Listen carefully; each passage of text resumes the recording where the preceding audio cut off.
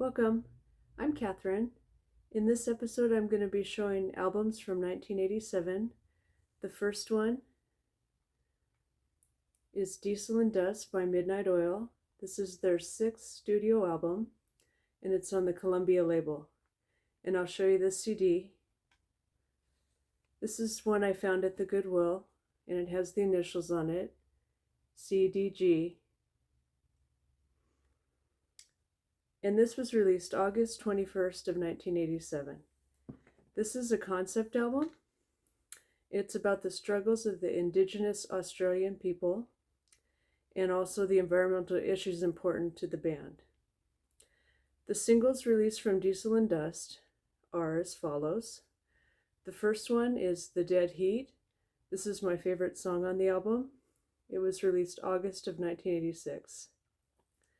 2, Beds Are Burning, released August of 1987.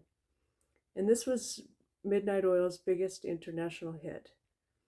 It peaked at number 6 in Australia, number 17 on the Billboard Hot 100 in the United States, and number 6 in the UK singles chart.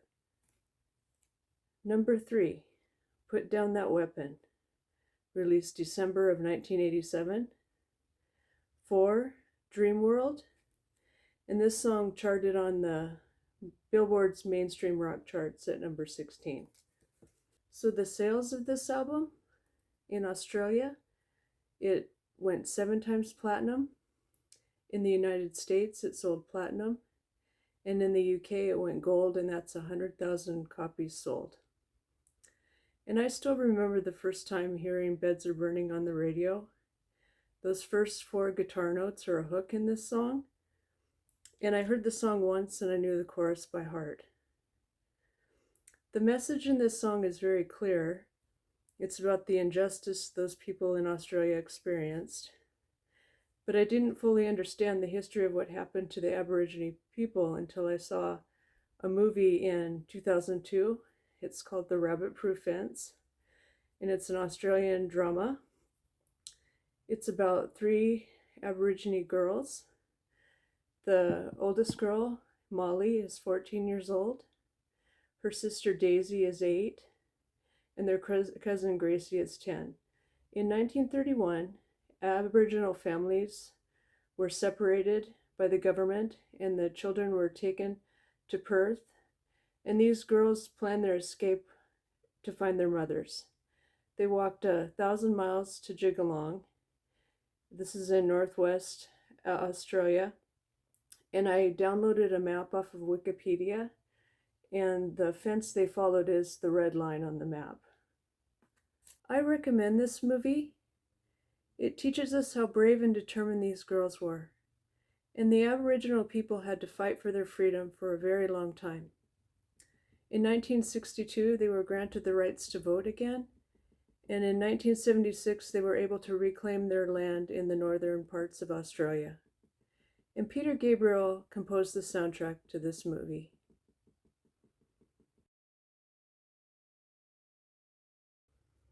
Album number 2, The Hardline from Terence, Trent, Darby. This is his debut album, and it's on the Columbia label. And I'll show you this CD.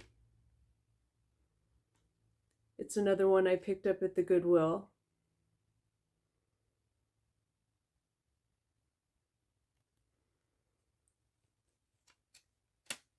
This was released July 13th of 1987 in the UK. It quickly went to number 1 and spent 9 consecutive weeks on their charts. In the United States, it was released October 2nd of 1987. It peaked at number 4.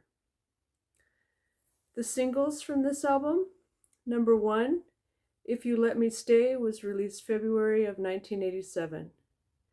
Number 2, Wishing Well. This was released June of 1987 and went to number 1.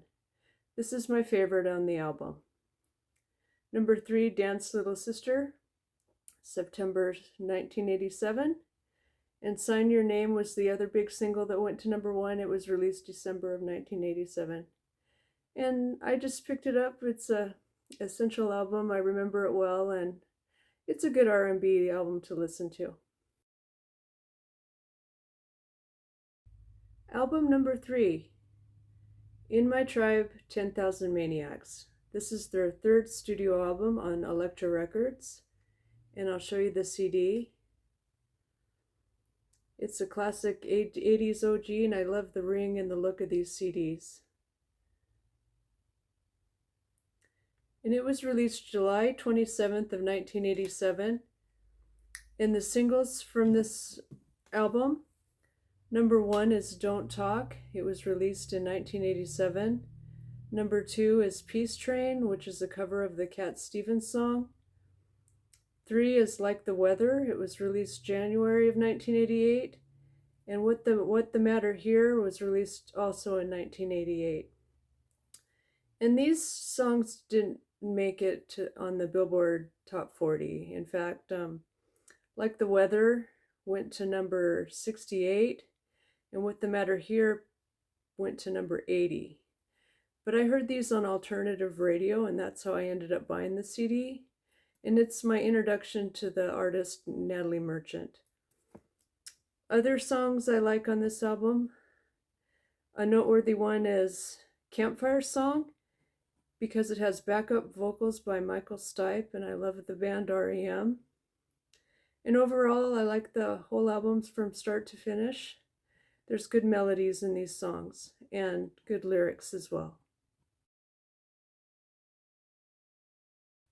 Album number 4, Tunnel of Love by Bruce Springsteen. This is his 8th studio album, and it's on Columbia, released October 5th of 1987. And the singles on here, number 1, Brilliant Disguise, released September of 1987.